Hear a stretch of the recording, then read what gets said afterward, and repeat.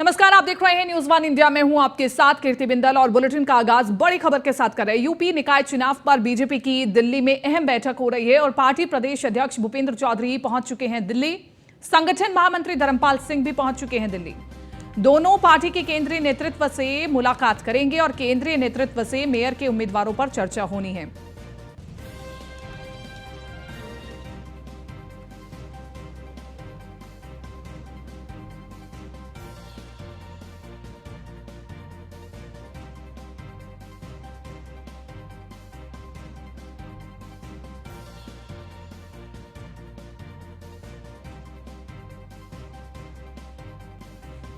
तो बड़ी खबर आपको बता रहे हैं, यूपी निकाय चुनाव को लेकर के बड़ी खबर। पार्टी प्रदेश अध्यक्ष भूपेंद्र चौधरी पहुंच चुके हैं दिल्ली और संगठन महामंत्री धर्मपाल सिंह भी पहुंच चुके हैं दिल्ली। तो इस वक्त की बड़ी खबर आपको बता रहे हैं।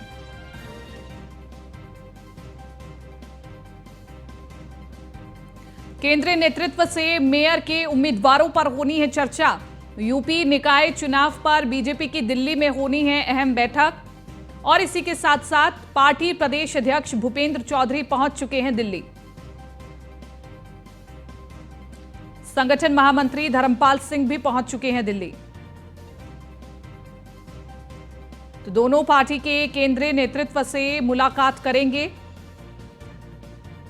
पीयूष तिवारी हमारे साथ बने हुए ज्यादा जानकारी के साथ संवाददाता फोन लाइन पर। पीयूष तिवारी, बताएं क्या अपडेट है?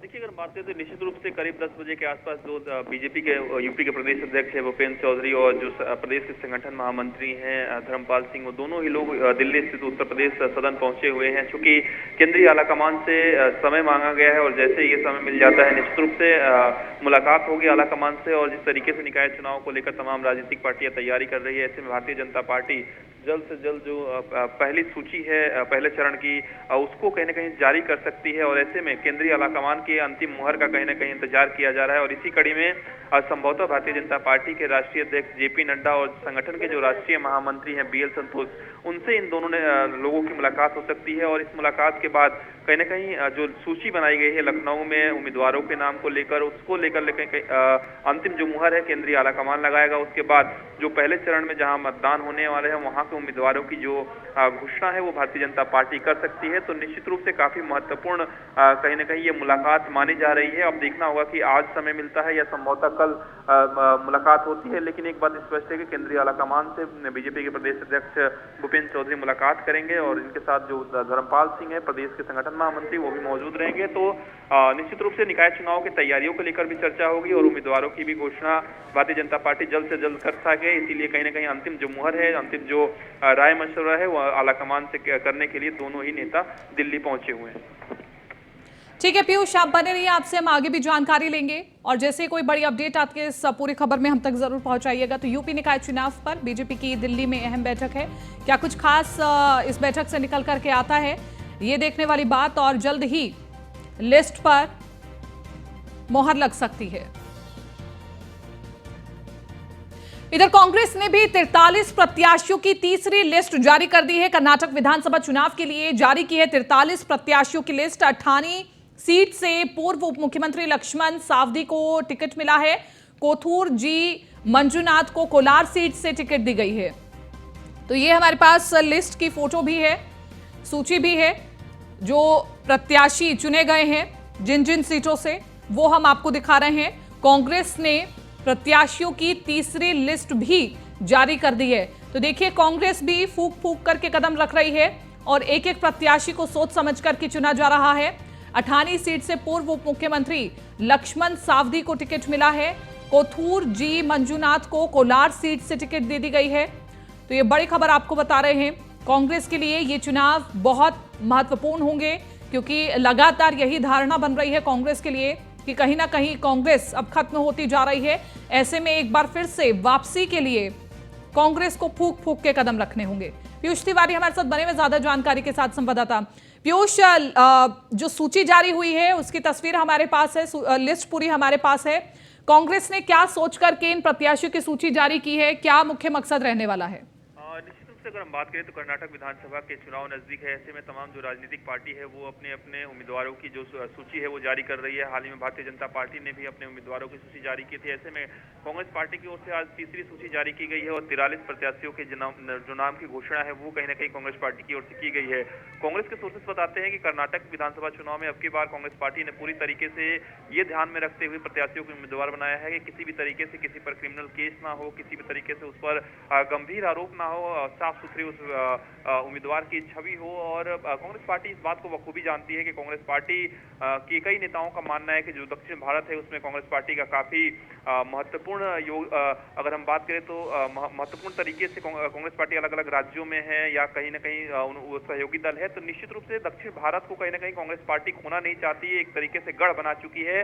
हालांकि भारतीय जनता पार्टी इसमें सेंधमारी लगातार कर रही है, लेकिन जिस तरीके से कांग्रेस पार्टी ने 43 प्रत्याशियों की सूची जारी की है, निश्चित रूप से अब इन उम्मीदवारों को अब जल्द से जल्द मौका मिल गया है ताकि वो जाएं अपने क्षेत्रों में और चुनाव प्रचार करें और चुनाव की तैयारियों में जुट जाए। तो लगातार कांग्रेस पार्टी की बात करें, अन्य राजनीतिक दलों की बात करें, जो पार्टियां वहां पे चुनावी मैदान में है, निश्चित रूप से ये जो सूची जारी हुई है, क्योंकि एक एक विधानसभा सीटों पर बात करें तो कई जो 2-3 प्रत्याशियों के नाम कहीं ना कहीं निकलकर सामने आए थे। कांग्रेस पार्टी के आला कमान ने भी इसको लेकर मंथन किया था और बैठकें भी इसको लेकर पहले भी हो चुकी है। तो निश्चित रूप से 43 प्रत्याशियों की जो नाम की घोषणा है वो कांग्रेस पार्टी की ओर से की गई है। कई लोगों का टिकट काटा भी गया है, कई लोगों को, नए लोगों को भी इसमें कहीं ना कहीं जगह दी गई। ठीक है पीयूष, शुक्रिया तमाम इस जानकारी के लिए।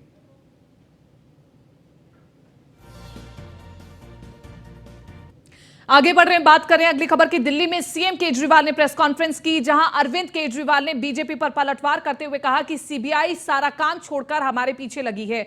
बीजेपी चिल्लाकर कह रही है दिल्ली में घोटाला हुआ। सीएम केजरीवाल ने सवाल करते हुए एजेंसियों को अब तक जांच में क्या मिला, झूठ बोलकर सिसोदिया को फंसाया जा रहा है, ये तमाम बातें प्रेस कॉन्फ्रेंस में कही।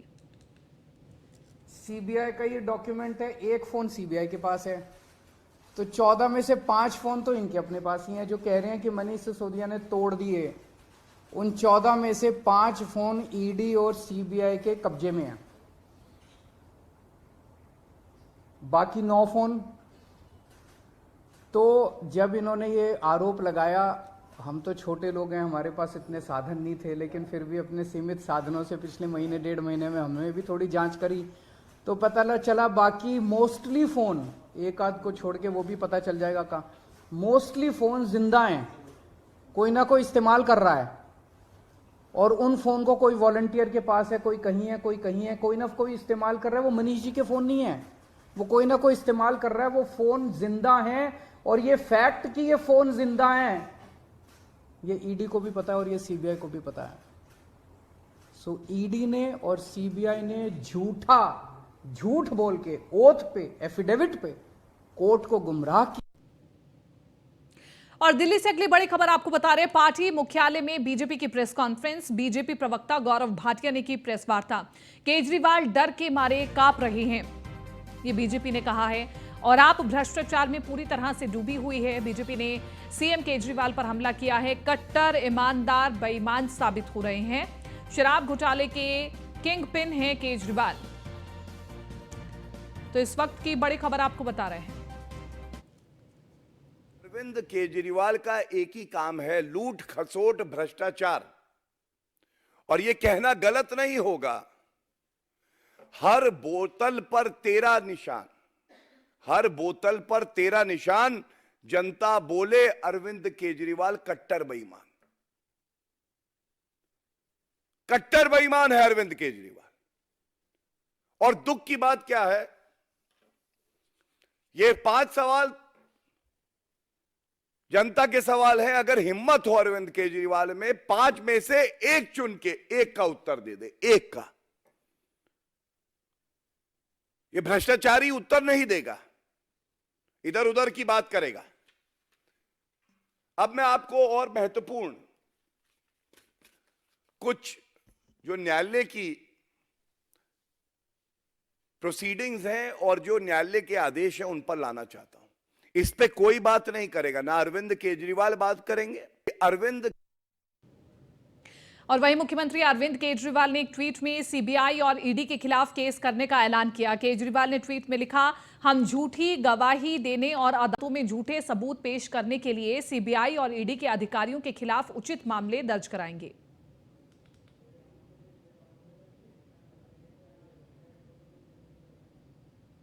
तो ये ट्वीट किया गया है अरविंद केजरीवाल की ओर से और ये कहा गया है कि सीबीआई और ईडी के खिलाफ केस करेंगे। ये आम आदमी पार्टी के मुखिया अरविंद केजरीवाल की ओर से ट्वीट किया गया है।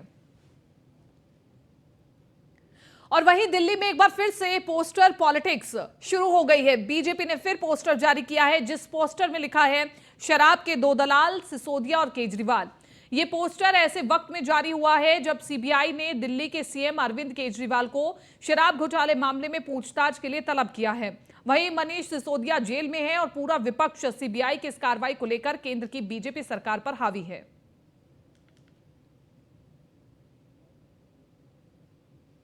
लखनऊ में सीएम योगी से सिक्किम के राज्यपाल ने मुलाकात की। बताया जा रहा है कि 5 कालिदास मार्ग स्थित सीएम आवास पर मुलाकात हुई और वहीं इसे एक शिष्टाचार भेंट बताया जा रहा है। तो बड़ी खबर आपको बता रहे हैं, 5 कालिदास मार्ग स्थित सीएम आवास पर मुलाकात हुई है और सिक्किम के राज्यपाल लक्ष्मण आचार्य ने शिष्टाचार भेंट की है। तो सीएम योगी से सिक्किम के राज्यपाल ने की मुलाकात। हालांकि ये मुलाकात एक शिष्टाचार भेंट बताई जा रही है। 5 कालिदास मार्ग स्थित सीएम आवास पर हुई है मुलाकात।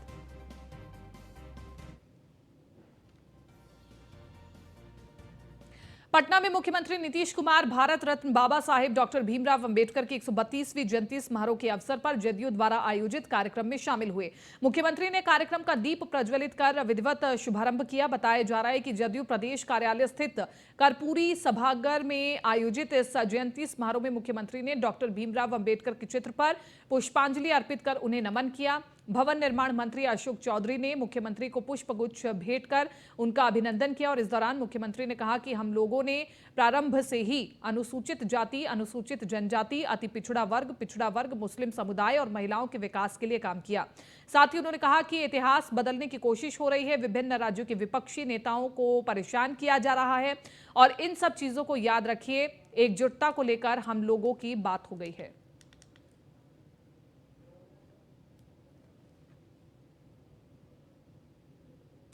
पटना में भीम आर्मी के वैशाली जिला अध्यक्ष राकेश पासवान का अपराधियों ने हत्या कर दी थी। लोजपा रामविलास के राष्ट्रीय अध्यक्ष चिराग पासवान लालगंज उनकी आवास पहुंचकर पीड़ित परिवार से मुलाकात की। इस दौरान चिराग पासवान ने कहा कि यूपी के सीएम योगी आदित्यनाथ की वाहवाही हो रही है, उनके इकबाल की लोग दुहाई दे रहे हैं। अपराधियों से निपटने के योगी की पुलिस के तरीकों की तारीफ हो रही है। वहीं बिहार में नीतीश का इकबाल खत्म हो गया है। अपहरण, लूट और मर्डर से तबाह बिहार के लोग अब ये कहने से नहीं चूकते, जंगल राज बिहार में फिर से लौट आया है। किस तरीके की साजिश रची जा रही है, दरवाजे पर आकर गोली मार के जा रहे हैं और वो भी कितनी निडरता है कि दिन दहाड़े आके गोली मार रहा दरवाजे पर। ये भी नहीं कि रात के अंधेरे में छुप के सामने से आगे पहुंच चुके गोली मार के जा रहा है। ये प्रशासन है इन लोगों का, जिस तरह से बाबा कि कह रहे बाबा साहब के आदर्शों को अपने पांव तले कुचलने का काम मुख्यमंत्री नीतीश कुमार कर रहे हैं, उनके प्रशासन के लोग कर रहे हैं। इस दिन में और उस दिन में क्या फर्क है भैया? लक्ष्मणपुर बातें में भी तो ऐसे ही दलितों को चिन्हित करके गोली मार।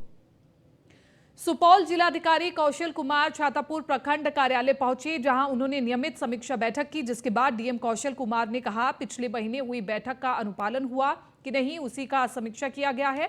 और साथ ही उन्होंने कहा कि आज से जातिगत जनगणना कार्य शुरू किया जा रहा है। जिले वासियों से जनगणना में सहयोग का अपेक्षा करता हूं।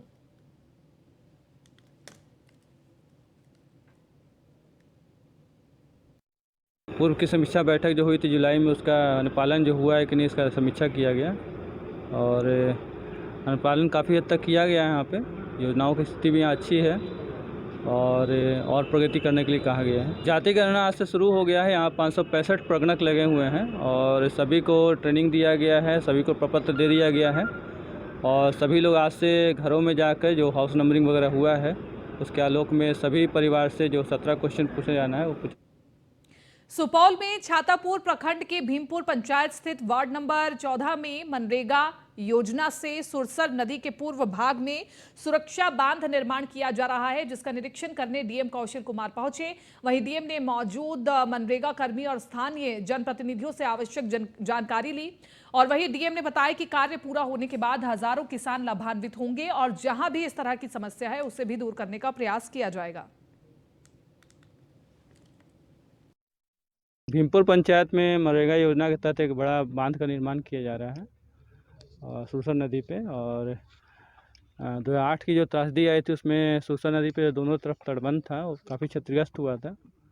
और भीमपुर पंचायत का भी पोर्शन में जो बांध था 180 फीट क्षतिग्रस्त हो गया, तो उसका आज हम लोग जीर्णोद्धार कर रहे हैं इस योजना से। और भी ग्रामीण लोग बता रहे हैं कि इसी तरह का सुरसर नदी के पूरे लेंथ में विभिन्न पंचायतों में इसी तरह का टूट है और दोनों तटबंध दायां बायां काफ़ी क्षतिग्रस्त हुआ है। बिहार के मोतिहारी जिले से बड़ी खबर सामने आई है, जहां पर संदिग्ध अवस्था में 8 लोगों की मौत हो गई है, जबकि 7 की हालत गंभीर बनी हुई है। प्रशासन डायरिया से मौत की संभावना बता रही है। सबसे पहले जिला के हरसिद्धि थाना क्षेत्र के मठ लोहियार में पिता बेटे की 4 घंटे के अंतराल पर मौत हो गई। दोनों के शव को परिजनों ने जला दिया। घटना के बाद स्वास्थ्य विभाग और पुलिस के वरीय अधिकारी पहुंचे। जांच के बाद चिकित्सकों ने मौत का कारण डायरिया बताया है और वहीं गांव वालों का कहना है कि जहरीली शराब पीने से इनकी मौत हुई है। और वहीं इस मामले में सिविल सर्जन पुष्टि नहीं कर रहे हैं कि मौत की वजह क्या है। एक पोस्टमार्टम के लिए आया है रात में, उसका पोस्टमार्टम कराया गया है। वो कंफर्म अभी कुछ नहीं है, उसका जांच कराया जाएगा। विसरा प्रिजर्व किया गया है और उसका पोस्टमार्टम करा दिया गया है। गाँव का स्थिति अभी यही है कि यहाँ जहरीली शराब जो है वे धड़ल्ले से बिक रही है और सरकार द्वारा जो कदम उठाया गया है कि नहीं, बिहार में कहने के लिए शराब बंद है, लेकिन यह कतई बंद नहीं है और इस पर प्रशासन का एक जरा भी कोई अंकुश नहीं है। दारू कहाँ पीनी लोकल केने बनत रहे अब ये के जानता कहाँ। अच्छा,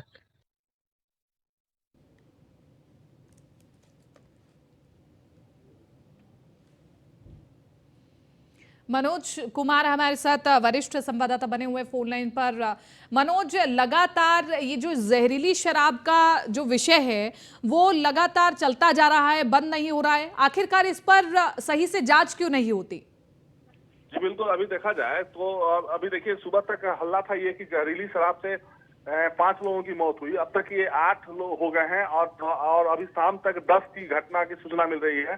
लेकिन अब बताया जा रहा है कि प्रशासन का पूरा जो टीम आई, अब उनका कहना है कि ये उस समय से चुप्पी साधे हुए थे सुबह से, लेकिन अब शाम को इन्होंने बताया कि ये डायरिया से मरे हुए हैं लोग। जबकि सुबह से ये हल्ला चर्चा चल रहा था कि ये जो है शराब जहरीली शराब से इनकी मौत हुई थी। लेकिन जब संख्या 10 से पार पहुंचने का नौबत लग रहा है तो अब प्रशासन द्वारा कहा जा रहा है कि ये डायरिया से हो रहा है।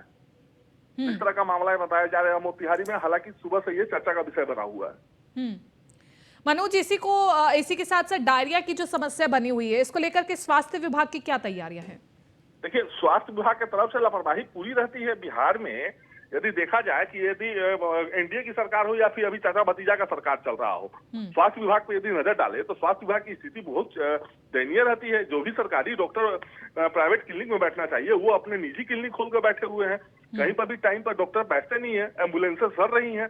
एम्बुलेंसों की यदि देखी जाए तो एम्बुलेंस लाखों करोड़ रुपया खर्चा करके एम्बुलेंस की व्यवस्थाएं बिहार में दी गई है, लेकिन वो भी एम्बुलेंस किसी मंत्री के आवास पर लगा रहता है तो किसी सीएस के सिविल सर्जन के आवास पर खड़ी रहती है। बिल्कुल, और ये दुर्भाग्यपूर्ण है कि फिर किस प्रकार से बड़े बड़े वादे किए जाते कि स्वास्थ्य विभाग जो है लगातार तरक्की कर रहा है और दुरुस्त हो रहा है।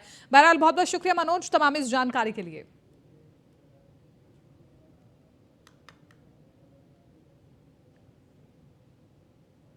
मुंबई में शिवसेना नेता संजय राउत का एक बयान सामने आया है, जहां अतीक अहमद के बेटे असद के पुलिस मुठभेड़ में मारे जाने को लेकर योगी आदित्यनाथ का समर्थन करते हुए शिवसेना नेता संजय राउत ने कहा कि अगर उत्तर प्रदेश के मुख्यमंत्री माफिया राज खत्म करना चाहते हैं तो जाति और धर्म का कोई सवाल नहीं होना चाहिए। अपराधियों और आतंकवादियों की कोई जाति या धर्म नहीं होती है। साथ ही उन्होंने कहा है कि जिन लोगों को पुलिस कार्रवाई पर संदेह है वे उपचारात्मक उपायों के लिए अदालत का दरवाजा खटखटा सकते हैं।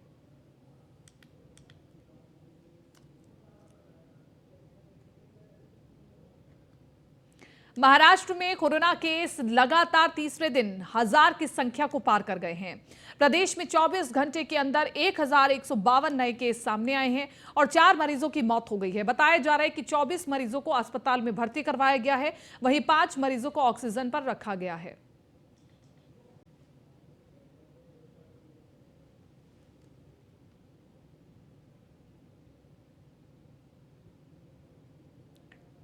तो महाराष्ट्र में लगातार केसेस बढ़ रहे हैं कोविड के और ये एक बड़ी चिंता का विषय है और इसको देखते हुए स्वास्थ्य विभाग हालांकि पूरी तरह से सतर्क है, तैयारियां पूरी की गई हैं, लेकिन हर दिन बढ़ते आंकड़े एक बड़ी चिंता का विषय है। तो महाराष्ट्र में कोरोना केस 1000 के पार हो चुके हैं।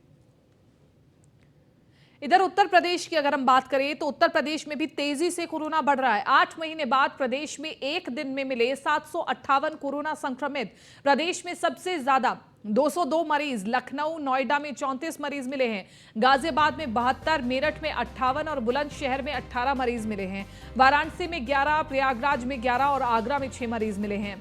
फर्रुखाबाद में 1 और कोरोना संक्रमित की मौत हो गई है। यूपी में सक्रिय केसों की संख्या बढ़कर के 2579 हुई है।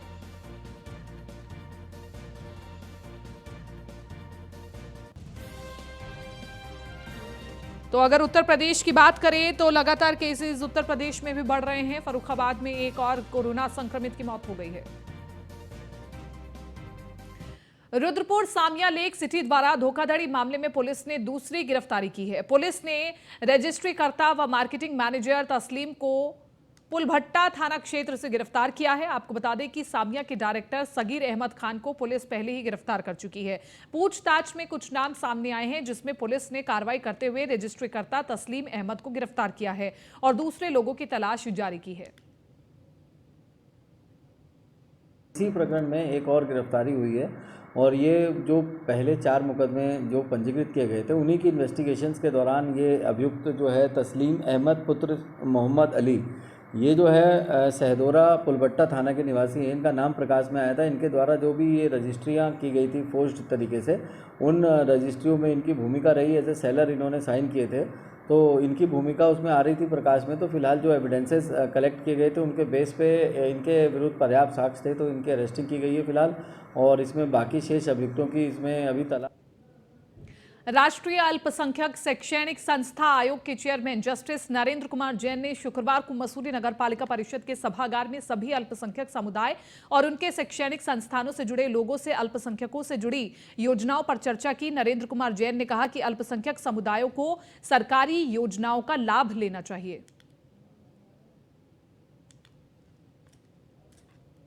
इंडस्ट्रीज हैं, कॉलेजेस हैं, उन सभी जो शैक्षणिक संस्थान हैं उन्हें खोलने का अधिकार माइनॉरिटी को दिया गया। एक सिंगल पर्सन जो माइनॉरिटी का है, विदाउट एनी ट्रस्ट, सोसाइटी और चैरिटेबल कंपनी, क्योंकि प्रॉफिटेबल कंपनी को तो हम माइनॉरिटी स्टेटस देते नहीं हैं, तो एक सिंगल पर्सन माइनॉरिटी का यूनिवर्सिटी खोलने का अधिकार रखता है।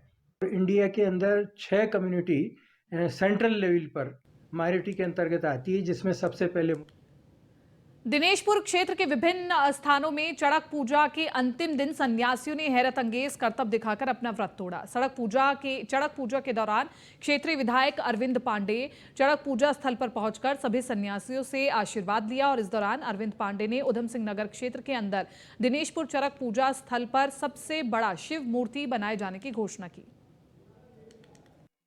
ये ऐतिहासिक पूजा है और निश्चित ही इस पूजा को सार्थक बनाने के लिए जो हमारे अनुयायी हैं वह बहुत बड़ी तपस्या को बर्दाश्त करते हुए नई पीढ़ी को बहुत बड़ी सीख देते हैं और सबको जोड़ने का काम करते हैं। इस त्यौहार को मनाने वाले जो आयोजक कमेटी है उनको मैं बहुत बहुत धन्यवाद देता हूँ। हमारे बंगाली समाज में देश पूर्व पाकिस्तान से चला आ रहा है। लोग चैत के महीने में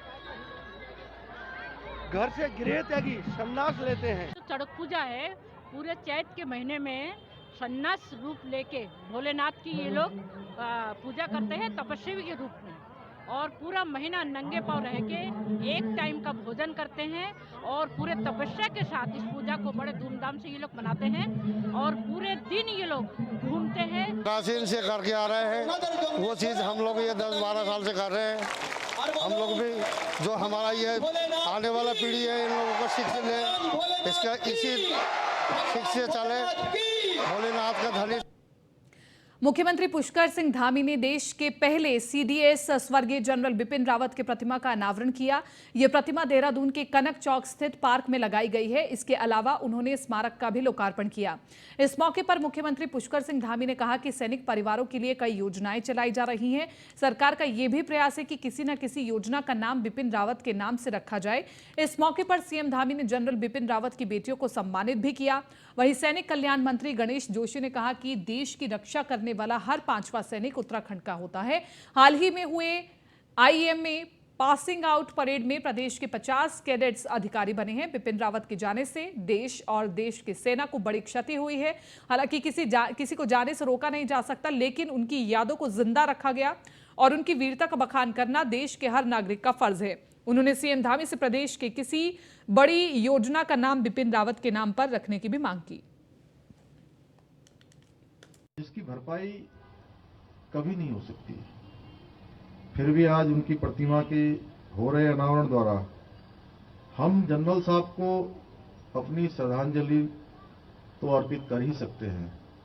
कहीं न कहीं उनका स्मरण और कहीं न कहीं इस प्रकार का जो चौक और उनकी प्रतिमा लगाया जाना निश्चित रूप से आने वाली जो हमारी पीढ़ी है वह उनको अपने स्मरण में रखेगी, उनको याद करेगी कि जनरल साहब ने किस बहादुरी से सेना के अंदर काम किया।